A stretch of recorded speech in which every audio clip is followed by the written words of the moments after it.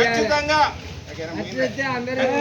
Survey జరుగుతుందంటే ఆ 261 కోట్ల రూపాయలు కలెక్టర్ అకౌంట్ లో జెన్కో వాళ్ళు డిపాజిట్ చేసిన దానికి కారణం కేవలం దుద్దిల్ల శ్రీధర్ బాబు గారు తెలంగాణ రాష్ట్ర ఐటీ శాఖ మంత్రి వర్యులని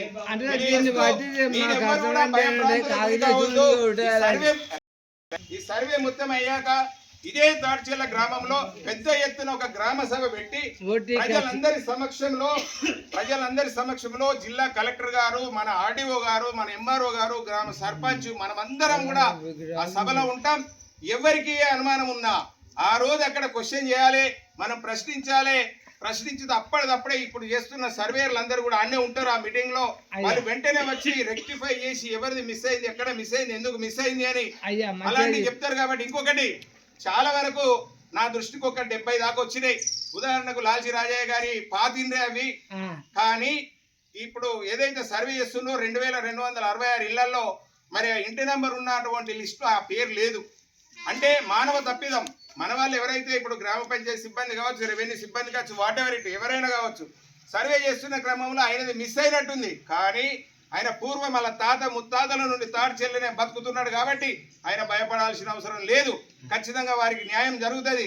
దాదాపు 70 మంది ఆ ఇండ్లు ఒరిజినల్ గా ఇంటి పన్ను రసీదులు ఉన్నాయి. పూర్వం నుండి ఇక్కడ వాళ్ళది నా ఇంటి పన్ను పర్మిషన్ ఉన్నా రాలేదు అన్నదానికి నేను సమాధానంగా ఖచ్చితంగా న్యాయం జరుగుతుంది. తాడ్చెల్ల బిడ్డ ఎవరైనా కానీ న్యాయం జరుగుతుంది. మీరు మంది మాటలు పట్టుకొని సోషల్ మీడియాలలో పెట్టి పబ్బం గడుపుకొని పైసలు వసూలు చేసి మేము ఆడ కేసు వేసినాం, ఈడ కేసు చెప్పిన వాళ్ళ మాటలు నమ్మకండి. ఇది కేవలం రాజకీయ ప్రక్రియతోటే ఇది సాధ్యమైంది. ఇప్పటి వరకు రాజకీయ ప్రక్రియ మాత్రమే దీనికి సాధ్యం. ఏ కేసు దీనికి అది చేయలేదు, ఏ తీర్పు అది చేయలేదని తెలియజేస్తూ, ఇక ముందు మిత్రులారా దయచేసి ఇక్కడ ప్రజలకు, అమాయక ప్రజలకు లేనిపోని చెప్పి అగమ్య గోచరానికి గురి చేసి మరి ఇక్కడ చట్టపరమైనటువంటి సమస్యలు వచ్చే అవకాశం ఉంది.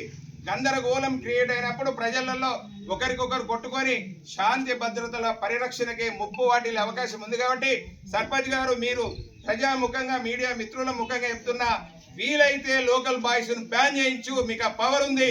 లోకల్ బాయ్స్ అనే గ్రూప్ లో ఇలాంటివి రాకుండా ఉండాలి, లేదా బ్యాన్ చేయించు. ఇది బాగుంటది. ఎందుకంటే పాపం తెలియని వాళ్ళు, తెలియని వాళ్ళు అయ్యో ఇట్టున్నాడు అట్టున్నాడు అని పరిశాన్ అవుతుంది. కాబట్టి దయచేసి అందరూ ఎవరు కూడా, మీ అందరికీ తెలుసు మనం అందరం కష్టపడ్డాం.